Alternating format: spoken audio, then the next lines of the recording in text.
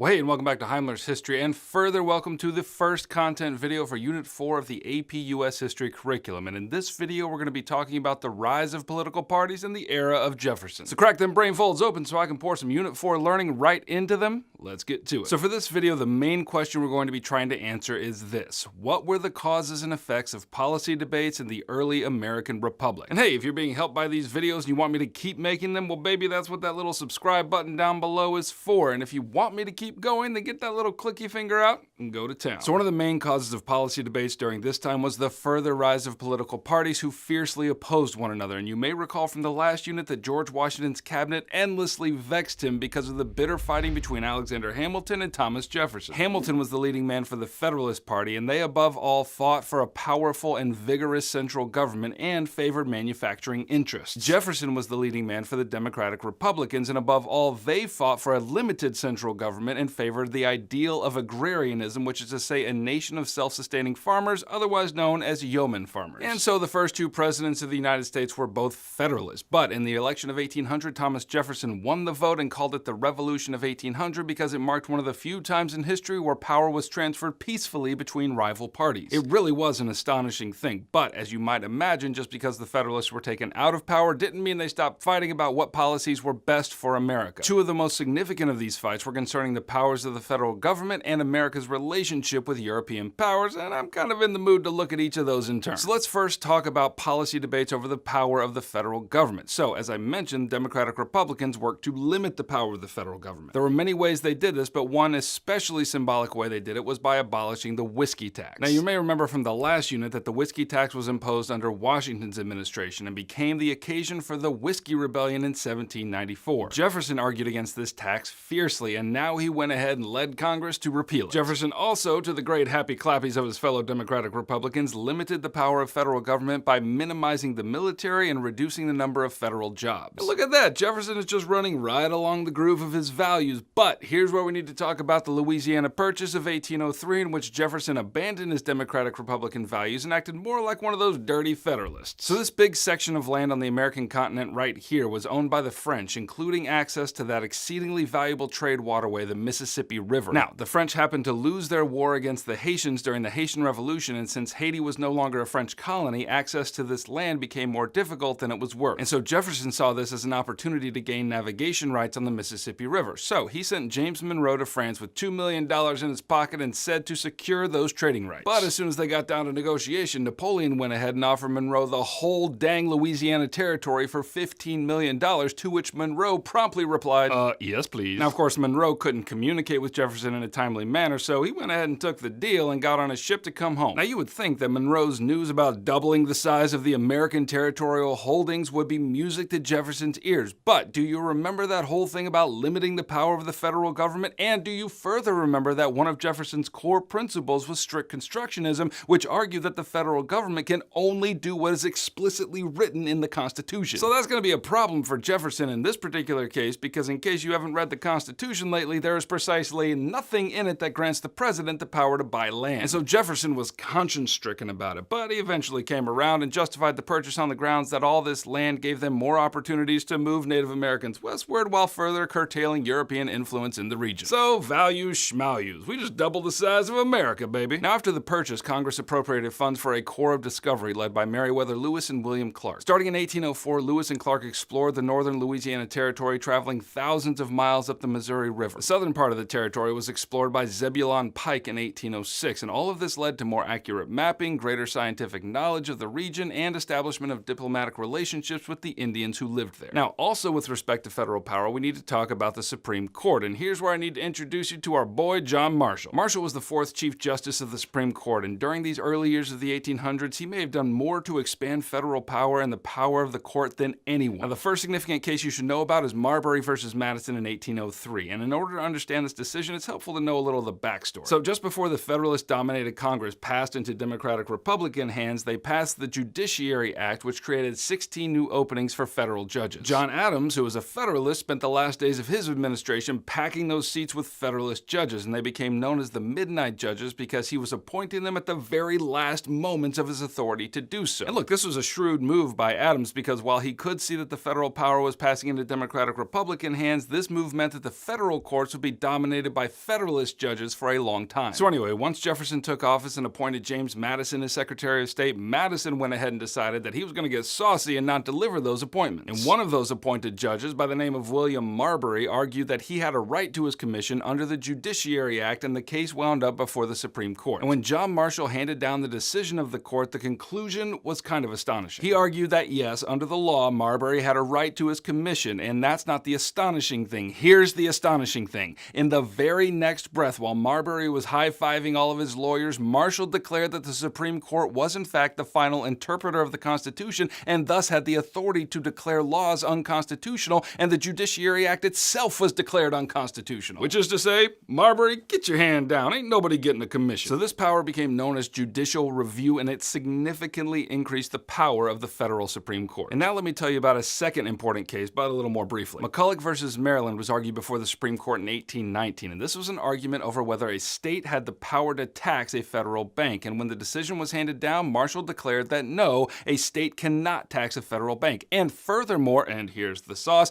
national law trumps state laws whenever the two contradict. And so there's yet another expansion of federal power. Okay, now let's talk about policy battles when it came to relationships with European powers. So since the 1790s, the federal government paid tribute to the Barbary states of North Africa in exchange for their protection of U.S. merchant ships trading in that area. And once Jefferson was in office, the ruler of Tripoli demanded even higher payments. Now, Jefferson fundamentally opposed not only the hike in rates, but also making those payments at all. And so he refused to pay, and upon such a snub, the Barbary governments withdrew their protection, and the Barbary pirates had a field day attacking U.S. merchant ships. At this, Jefferson sent the U.S. Navy to retaliate, and while it never really broke out into a full war, there was intermittent fighting for the next 4 years. But in the end, in order to avoid an all-out war, a reduced tribute payment was agreed upon. And yet another policy battle came in the form of a war with Britain, namely the War of 1812. And for this, we're going to have to step a little beyond Jefferson's administration into the next president, James Madison. Now, this war began because of two problems. The first was the continued impressment of American citizens into fighting for the British. You might remember that Britain had a nasty habit of forcing American colonists into their ships in order to fight their battles. Now, the American colonists hated this practice, but it was almost understandable when they were British citizens. But in case you forgot, between that time and the time we're talking about right now, there was this little event called the American Revolution, and now the British were impressing American citizens to fight in their wars. No bueno. The second problem that caused the war was issues on the frontier, and as you know, Americans were always hungry to move further west, and that was a constant problem because they kept running into American Indians who already lived there and were none too willing to just give up their land. So when it was discovered that the British were sending aid to a confederacy of Indians who were attacking westward migrating settlers, that was just too much. Now, to be clear, the aid that the British sent was very minimal, but that nuance apparently didn't matter. Now remember that the House of Representatives had passed into Democratic-Republican hands, and there was an influential group of them in the House who were eager for war with Britain, if only to defend America's national honor. They were known as the War Hawks, and as it turned out, when Britain was unwilling to give in to American demands, war was declared. Now the Federalists, especially in the New England area, fiercely opposed this war. They even held a meeting called the Hartford Convention in which they threatened to secede from the Union over this disagreement. Well, as it turned out, America won this war, maybe it would be more accurate to say they didn't lose this war, and as a result of beating the British for a second time, there was a great swelling of nationalism throughout the United States. This had the effect of making the Federalists look like a bunch of crusty old harumphs whose values no longer lined up with the American public. And so one of the consequences of this war was the demise of the Federalist Party. Alright, that's what you need to know about Unit 4, Topic 2 of the AP US History curriculum. Now, if you need help getting an A in your class and a 5 on your exam in May, then you might want to grab my review packet right here. Let me know if you want me to keep making these videos by subscribing. I'll catch you on the flip-flop. Heimler out.